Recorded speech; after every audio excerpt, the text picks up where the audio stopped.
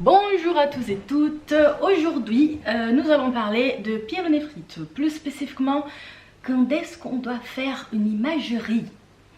Bah attends la vignette.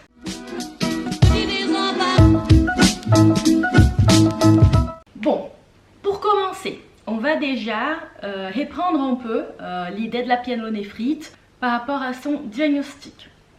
Donc si j'ai une douleur lombaire associée à une fièvre et à des symptômes urinaires avec une bandelette urinaire positive, et positive ça veut dire nitrite positive avec l'écho, il peut avoir du sang ou pas, là on peut déjà considérer comme un tableau de pyélonéphrite aiguë et on peut traiter, d'accord? On n'a pas besoin de faire une imagerie pour confirmer ces diagnostics.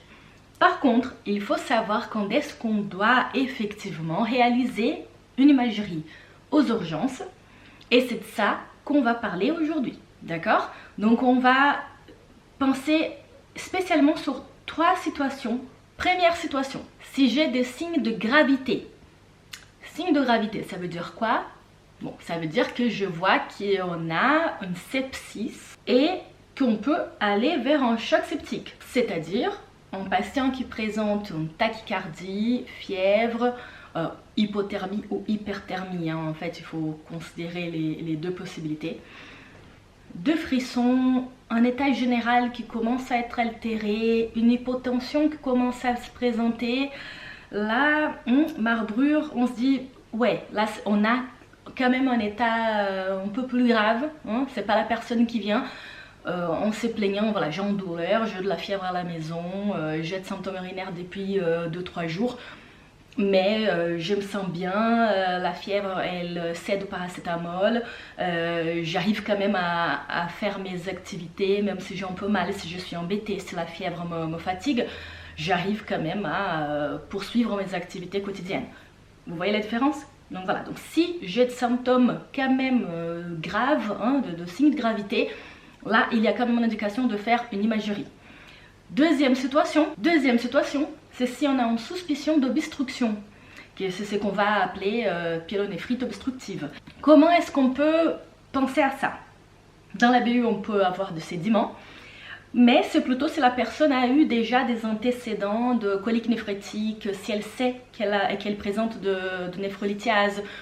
Là, on va effectivement devoir penser aux deux choses, hein. Donc on a une infection, mais est-ce qu'on a aussi l'obstruction liée à ça? Dans ces contextes-là, il faut quand même faire une imagerie en urgence. Et troisième situation, c'est une personne, donc par exemple, j'ai un patient qui vient aux urgences avec les symptômes de pyélonéphrite, il n'y a pas de signe de gravité, il n'y a pas de suspicion d'obstruction, je donne les antibiotiques et cette personne rentre chez elle pour faire les traitements à la maison, comme d'habitude, pas de souci. Sauf que 48 heures après, il n'y a pas d'amélioration ou son état s'aggrave. Donc la fièvre ne cède pas ou elle commence à présenter un des symptômes de gravité que j'ai dit auparavant.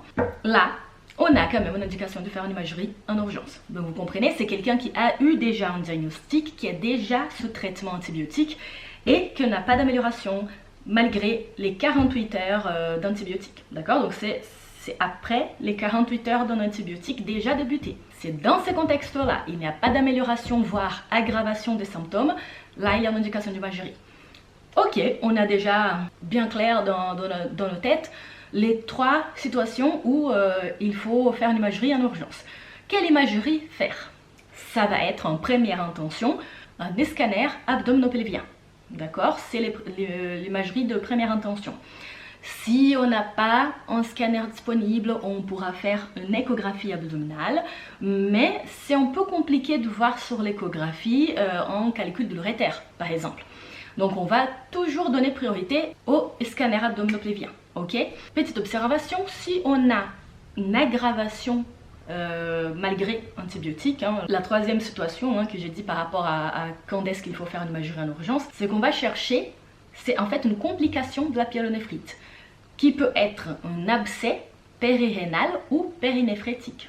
D'accord? Donc c'est ça la complication qu'on cherche, c'est l'abcès qu'on va chercher sur cette imagerie dans les cas d'un antibiotique déjà débuté avec aggravation des symptômes. Une autre observation que je laisse comme petite note en marge, c'est la composition des calculs. Il y a quand même un type spécifique de calcul qui est quand même un peu plus, pas dangereux, mais un peu plus compliqué de traiter. Ce sont les calculs de Struwit et on peut avoir une notion de ça avec les pH urinaires. C'est sur la bandelette urinaire, on a un pH plus basique, donc supérieur à 7. On peut se demander si ce n'est pas ce type de calcul que la personne présente. Et dans ces cas-là, c'est intéressant quand même de faire l'imagerie et d'avoir un avis urologique à suivre. C'est un patient à suivre par rapport à la composition de ces calculs. Pour les autres types de calculs, on n'a pas vraiment cette association avec les pH urinaires, mais pour ces types-là, il y a cette possibilité de penser à ça si le pH est supérieur à 7. Bon, c'était court, c'était bref, j'espère clair et direct. Donc du coup, si vous avez d'autres idées de vidéos, laissez en bas dans les commentaires, laissez votre like, dites si ça va, si ce type de format vous convient, s'il y a des suggestions, quoi que ce soit, vous pouvez noter dans les commentaires, je vais regarder. Ok, même si je prends du temps pour répondre, je regarde tous les messages, d'accord? Restez bien en paix et en bonne santé, à la prochaine!